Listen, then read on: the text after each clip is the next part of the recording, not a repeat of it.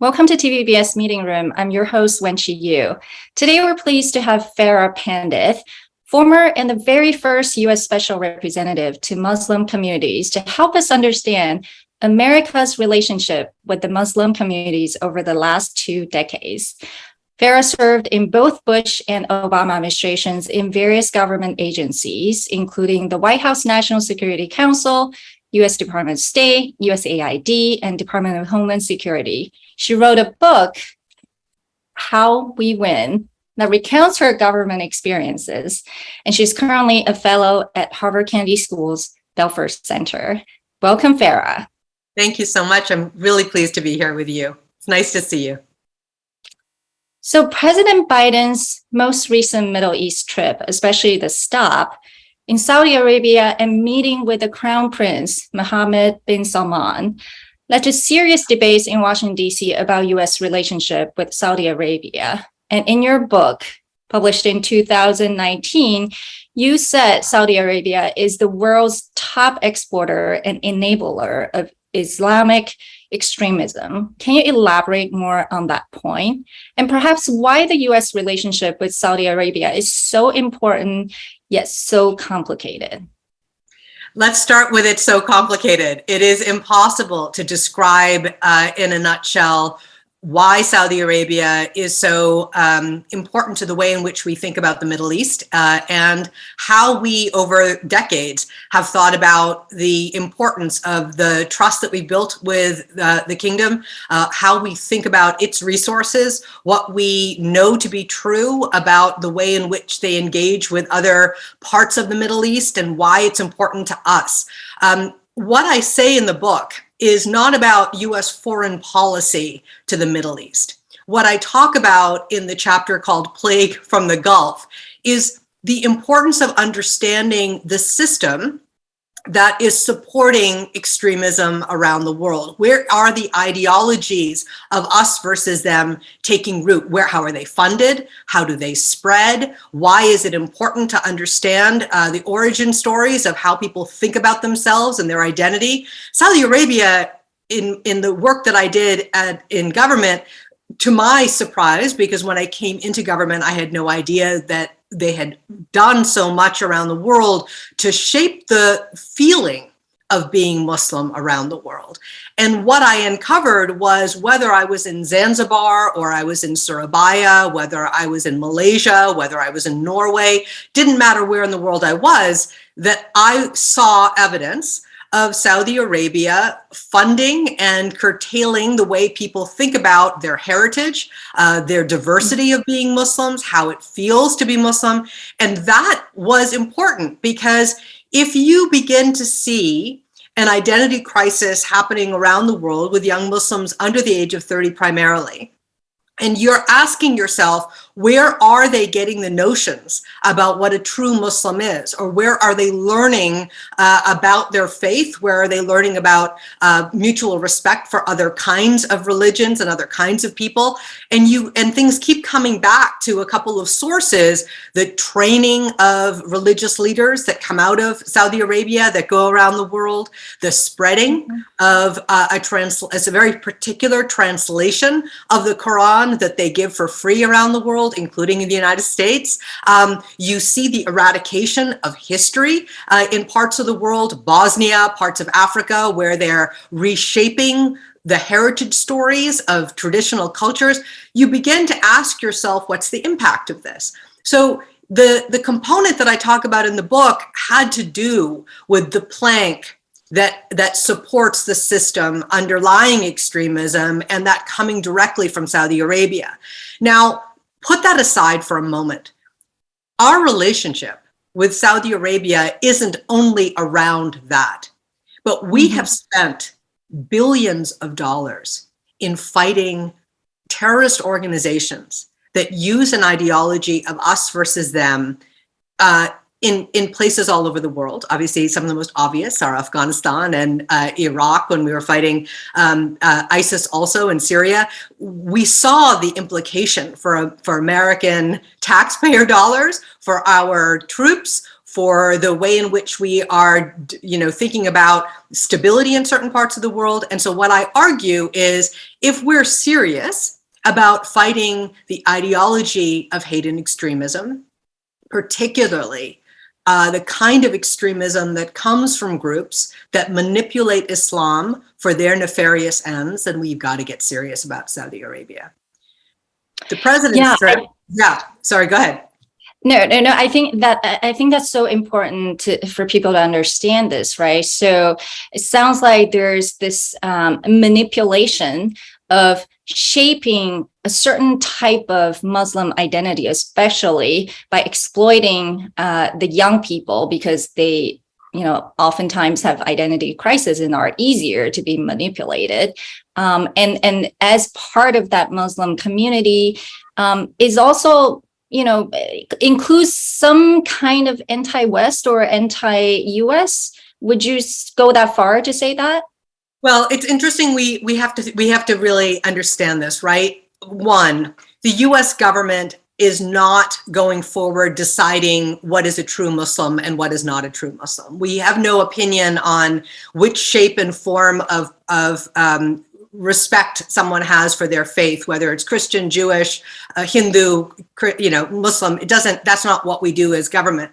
But if we know that there are ideologies that promote violence in the name of something, that we have a problem here. We see in the textbooks that Saudi Arabia teaches their young, and also gives those textbooks around the world. These are textbooks, by the way, that ISIS used when they began the so-called caliphate, because the textbooks so aligned with their violent ideology that they used Saudi textbooks in the beginning. It isn't just about what's a pure Muslim according to what their ideology is. It's also how they feel about other faiths. So I remember, when I was special representative to Muslim communities, going into bookstores in Britain and picking up off the shelf free books that had been brought from Saudi Arabia that explained that, quote, all Jews are pigs. When you begin to teach children and young adults about an us versus them, and link it, importantly, to the way in which they practice their faith, you see what happens along the way as they're forming what they believe to be a true expression of their faith. So I know, it's not just my own travels around the world. In government, we have tons of evidence from all kinds of, organizations and researchers and academia that have looked at textbooks, that have looked at the translation of the Quran, that have spent time trying to unpack what Saudi Arabia says in terms of its reforming itself, its changing things, and what really has taken place. I think this is a really important issue, but it is not the only component to the relationship the United States has with the kingdom. And I think what I was saying about the president's trip to Saudi Arabia, as controversial as it was, because let's be clear, what the US government has found to be true about the killing of the journalist Khashoggi was that MBS was responsible for that. It was a brutal, horrific killing. And for many, including the president when he was running for office, talked about the evidence that pointed to that direction. His decision to make them, quote, a pariah.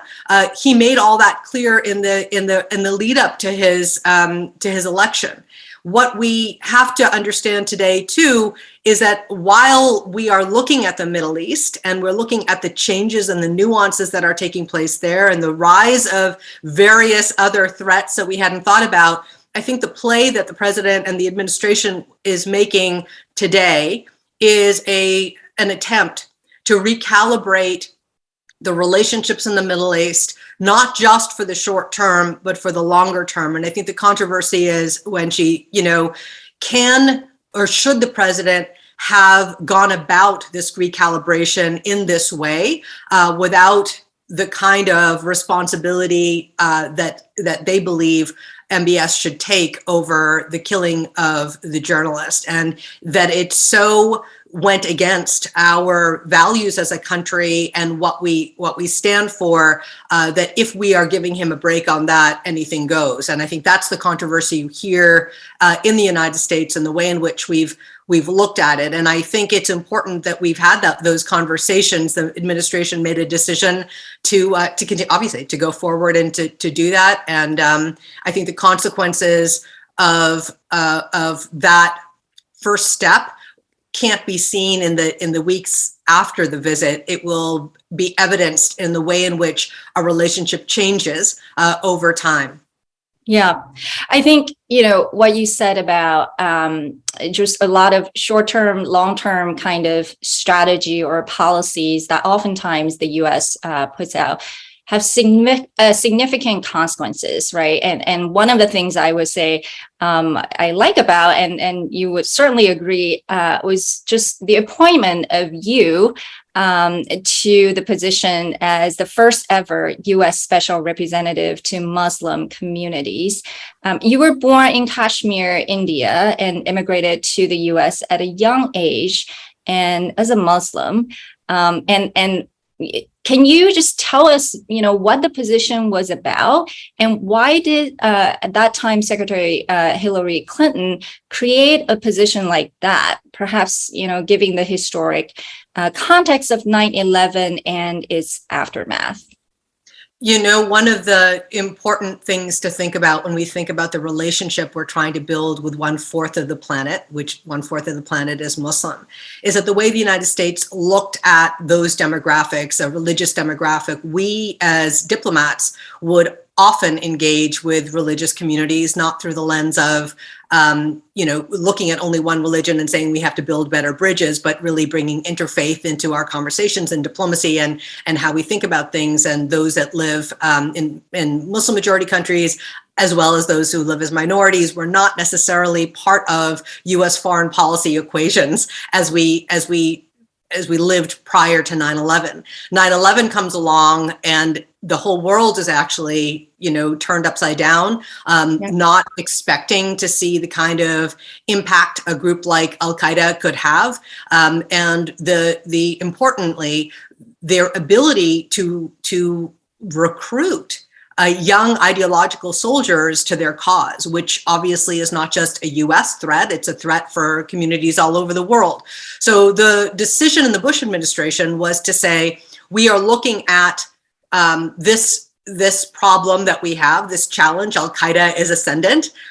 We have just been attacked. We've got to go after them. And there was a dimension of this reaction. Obviously, that was a hard power component. The military, go after him, break down the cells, go after the money. But then there was also a conversation about the ideology. Who's being recruited? How are they being recruited? What is appealing to these young people that they find this ideology of interest? How can we think differently about this? How can we build better connections with communities that we know Al-Qaeda is going after? And so those kinds of conversations were happening not just in the United States, but obviously in other parts of the world too. We want to fortify, we want to inoculate communities so that AQ could not come in and lure young people in. And one of the ways we did that was to what in the Bush administration was called the war of ideas, the ideological component of the fight.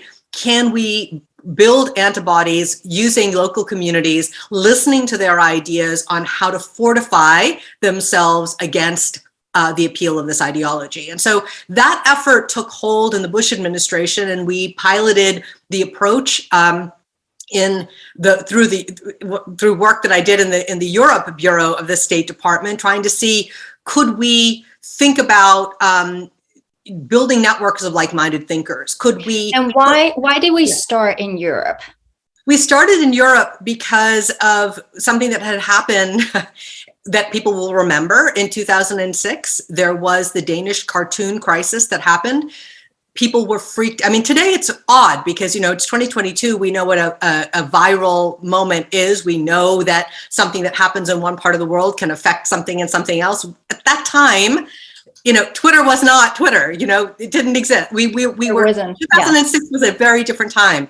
So suddenly a cartoon that mocked it was a satirical cartoon about the Prophet Muhammad, Yes. that was able to generate violence in Yes. other parts of the world, where US embassies and Western embassies had to protect themselves because there was violence that was happening. People lost their lives because of this cartoon and the violence that came afterwards. But importantly, you're asking, like, so how and what did we do? We said, there's a lot we don't know. How could something that happened in Copenhagen affect a life in Kabul? What is happening in Europe? And the traditional thinking for foreign policy is all things Muslim, Islam is from the Middle East. Like that's the mentality. In fact, there are more Muslims that live outside of the Middle East than in it. We had not done the kind of nuanced thinking around the complexity of demographics with Muslims around the world to understand what was taking place. Certainly in Europe, it was a new moment for us to be thinking about what's actually happening with a fourth generation Muslim Brit. What's happening with a second generation Turkish German? How do they think about identity and belonging? And if we don't understand what's happening, and Al-Qaeda does, we have a problem, because Al-Qaeda's narratives that are going after specific communities around being a real Muslim, they're going to beat us, and they're going to get more recruits because they're playing a different kind of game. So we started in Europe because of the conversation that happened within the US government after the Danish cartoon crisis. We piloted programs in the Europe Bureau over the course of 2 years, 2007 to 2009, where we stood up networks of like-minded thinkers. We generated all kinds of new thinking that, in fact, the European governments were not doing. We got to know different kinds of communities, and we understood the grassroots was really, really important, and that we needed to help seed many different kinds of programs to build fortification. When President Obama, sorry, go ahead. Continue. I was just going to say, so we had that model. And when President Obama became president, he was, and he very historically in his inauguration speech on the steps of the Capitol talked about wanting to build a new kind of relationship with Muslims around the world based on mutual interest and mutual respect. It was an important priority for the administration. How can we think differently about 1/4 of the planet? And one of the ways in which we were thinking about that is building new kinds of connections. And when I briefed Secretary Clinton about the work that we had done in the Bush administration about building, new bridges, finding new ways to connect with communities, she said, "This is a great model. Can we take what we did in Europe and do it globally?" And so she created the Office of the Special Representative to Muslim Communities. I was very fortunate to be asked to serve my nation in that capacity. And we built a plan of action around getting to know civil society, getting to know different kinds of elements in communities around the world, finding new ways to find common interest, to develop networks that had never existed before. And that's the work that we did in the Obama administration through the Office of the Special Representative. Yeah, I think those intentions were really important for people to know, because, for the rest of the world, if they just look at U.S. government actions, usually, it's manifested in our military powers, I would say our military presence around the world, right? So it's hard power, but there's a lot of work that actually goes into, trying to understand the communities and trying to win the hearts and minds of, the people around the world. Unfortunately, I would say that kind of work, I want you to talk more about that, which is, it's not well understood, and it's also not well executed, and it doesn't have enough resources behind it. And that's kind of your criticism of the U.S. government, sort of failures over the years of whether it's understanding sort of the Muslim communities or, just inside the government, not investing enough in people who actually have the on the ground experiences, or people who can simply relate to a different kind of, whether it's religious groups or ethnic groups or countries or cultures. And so you kind of call for a whole of society approach to really try to win the hearts and minds of Muslim communities. And how do you feel about it? Is that feasible right now, just given, the perception of the US around the world? One of the components to the question you're asking is this moment that we're in today with so much crisis around us. It's not just wars, it is instability around even the security of our own country. When we began this work, we were not looking at a threat within the United States from neo-Nazis the way we are today. We were not so the different kinds of extremism that are ascendant are very scary, very real, and very serious. And we have to understand that when the US government, which is only one part of the solution set, right? Government can do one piece of things. But what I call for in the book is for people to understand that there is a change that is happening culturally around the world, around us versus them, whether it has to do with religion or race or gender or sexuality, pick your thing. That we have increased the distance between communities, and it's become dangerous in terms of stability and sort of cohesion for work that we need to do on anything. If you can't talk to somebody who's different than you, we have a problem. So that's one piece of it. The other is, a lot has changed since 9/11 in 20 years in the way in which our government has talked about Muslim communities. And this is not, I want to be clear, this is not just about Muslim communities, because one could say to, look at what is happening with what neo-Nazis have done in our country and the changes that are happening in a very short period of time around the rise of hate. And what we need to do is to have everybody be aware that this isn't something that we can just sort of put aside. We have to stop being lazy on hate. And we need to get serious about what you need to do to change society so that it is not cool. It is not all right. It is not permissible. People don't just yeah, you can hate somebody. It's all right. We've got to change the culture in which we're doing that.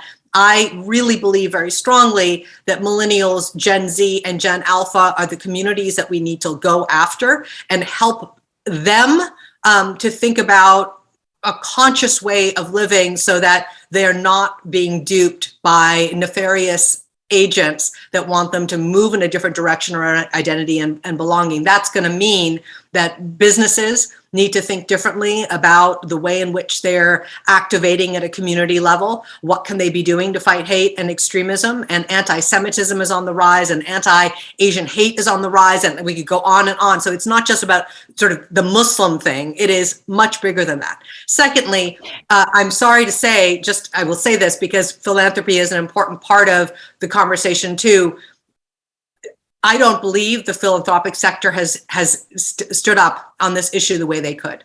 And they need to get serious because the players that are able to invest in local solutions are not government entities. They're NGOs that do this work. And NGOs need the support funding-wise, obviously, of different kinds of funding streams, including philanthropy.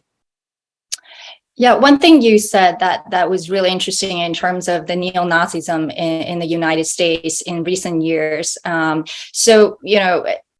think a lot of people in Taiwan kind of appreciated Trump administration's strong support for Taiwan, but how he talked about the COVID virus and also, his very hawkish China policy, almost in some ways blindly, is also viewed as contributing to the rising anti-Asian hate sentiment in the United States. And so what we're definitely seeing, whether it's the Muslim communities or the anti-Asian hate phenomena, sort of the narrative and actions taken by the government towards a country, a religion, a region or a government really shape people's perception, right? That's why, whether it's the U.S. war on terror or, sort of the war in Afghanistan or Iraq, was often interpreted as U.S.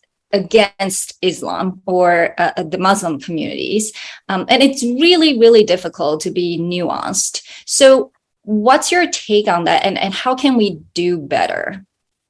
We have evidence, very clear evidence, that words that come out of a president's mouth actually impact the way society accepts and appreciates a particular issue. And we know that. One of the things I will say, and I said this consistently when I was in government, if you do the homework and you do the research and you understand what did American presidents have to say about Islam and Muslims from the very beginning, you can look at every single one of our presidents, starting with George Washington, all the way to Barack Obama. Every single president used their stature to speak with respect about the religion of Islam and Muslims, and the importance of diversity of different faiths in our country, the ability for people to practice their faith in our country. So the optics and the language and the stature of the president's words, whether it was Reagan or whether it was Obama, said what we know to be true about our country and how we think about the diversity of our nation. When you have a president that goes in the opposite direction, in fact, President Trump did quite the opposite, calling very fine people after the Charlottesville, horrific attack by neo-Nazis and the woman who lost her life, Heather Heyer. Whether you hear the president in the Oval talking about, people who are not white in a particular way, whether he decides to be funny, and I use that in quotes, about the Kung flu, whether all of the nasty, horrible things that President Trump did in the language and in the tone and the aggression in which he talked about it, lit up his followers in a very different way. And it sent a ripple, not just through our country, but around the world, that the US president is looking at these issues, speaking about these communities in a particular way. So I know that his language fueled those who are interested in separating and building an us versus them. We know through the evidence of what happened in our nation about anti-Asian hate, the rise of incidents in our nation against people who are, we use the term AAPI, Asian American Pacific Islander is the term that's used in the United States for a whole group of very diverse people, unfortunately. But the rise of hate, violent attack, we know this to be true. So we have to be really clear about US policies are not policies necessarily that are, our relationship with India is not a relationship with a Judeo-Christian nation, with a Hindu majority nation. That's not the way we do foreign policy. But we've got to be clear about the values that we have and the way in which we speak about different communities. And President Trump, I'm sorry to say, just did not do that. I mean, I think both of us would agree on that. And it's interesting because his China stance was quite welcomed in other parts of the world. So I want to talk about China because you also visited Muslim community in China, the Hui people, and also other parts of Asia. And you did not visit Uyghurs in Xinjiang. Did you actually try when you were in the government? When I was special representative, I was invited by the Asia Society to be on a panel in China and got a visa to be able to do that. And we added a few other stops on that trip. We were not able to go see the Uyghurs. And that was I was very sorry not to be able to do that because obviously China is a very ancient country filled with communities of Muslims, by the way, that have been around for a long time. The Uyghurs are some, the Hui people are others. And I was able to visit mosques that were, more than 1,000 years old. I was able to talk to academics about the diversity of Islam in China and where and how, these communities were built. I also had some really interesting conversations with non-Muslim Chinese around the feeling of Islam in China and what had changed after 9/11. I remember, having conversations with people talking about the pride that they had because of some of these communities that were very old and very valued communities, but that they perceived the Islam component as threatening now at a time when they never had before because of incidents that were happening around the world, the way they were hearing about what real Islam was supposed to be, a violence, and there was fear that was injected into the conversation. So that was interesting for me, but was also very interesting for me to know that at the same time that, you can have these conversations around ancient communities in China that were Muslim, one of the most important ones I was not able to visit. And we know today the impact of that fear and that aggression on the Uyghurs. And I will say, you've heard the statements from Secretary Blinken. He recently talked about this, the joint statement with the Canadians and the Brits about what's happening in Xinjiang and what we know to be true through Chinese documents themselves, through satellites, through firsthand witnesses. The camps, 1 to 2 million that are in these vocational camps. We know about forced labor. We know about the sterilization. We know about the eradication of history. We know about the detentions. We know that too, which is also very interesting. We know that there are Muslim majority nations like Saudi Arabia and the UAE and Morocco and others who are helping the Chinese round up people with that ethnic background to bring them back to China.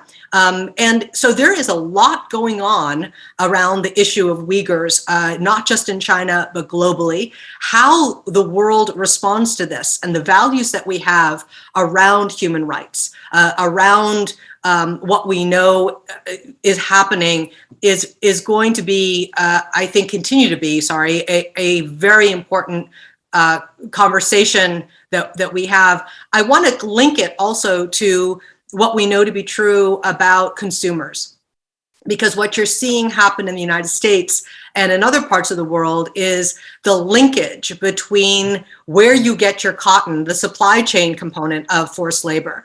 And it's going to be interesting to see how this plays out. Yeah, I want to really drill down on this a little bit more, because I think, sort of Uyghurs as forced labor issues, or, being forced to relinquish their religion and their languages and their culture and traditions actually has been going on in China for a long time, right? It's documented from 10, 15 years ago. But it didn't get a lot of attention in the US government. And there's criticism back then that the US government wasn't giving China enough pressure because, the US was engaged in the so-called war on terror. And the Chinese government excuse has always been, oh, these are extremists. They are, people who basically stir up violence in the country. And I still remember some, incidents that, seem to align with their narrative, framing those people as terrorists, and therefore they needed to take hard actions against some of the people. And of course, fast forward, what we're seeing is, I'm not saying which side is right, but, just more hatred and more harsh crackdown on this community. What do you think, I would say, in terms of the US, actions and words and policies towards on one hand, it's war on terror. On the other hand, it is, about another religious ethnic minority in China. How does the US really balance the two? We have been, I will say, very clear for a long time. It is not a new issue. When you look at DRL, the Democracy, Human Rights and Labor, part of the State Department, you look at the reports that we give out every year around human rights and what country reports, the issue of the Uyghurs is not new. This is not something that suddenly came to pass. We have watched lots of action over the course of the 20 years since 9/11, where countries are picking out minority groups and using the excuse of terrorism to round them up and do horrific things. So this brand of spin isn't new. But what is new is today.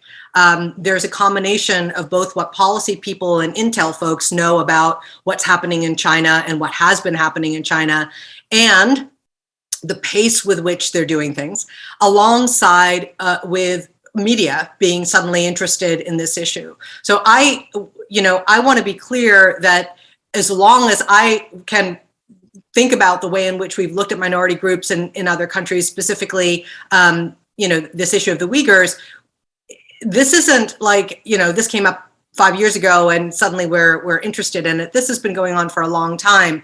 The question is, why has it taken so long? If you look at Amnesty International, if you look at the National Endowment for Democracy, if you look at any of these, reputable organizations, they have been talking about this issue for a long time. So what's changed? What's changed that media is deciding, journalists are reporting that there are new facts. There's a lot of change that's happened in the ecosystem that is allowing this conversation to take place. And I think it is, I don't want to be cute about why it happened, but there are forces that are pushing this issue, thankfully, forward so that people can see what's been happening and the horror that is taking place for this ethnic minority. Well, thank you, FARAH. I think today has been so educational to myself and a lot of our audience. I wish your book is translated into Chinese and, being available in Taiwan, and we can discuss that later. But it's a great book for our global audience. And thank you for taking the time to speak to us. And I wish you the best and take care. Thank you.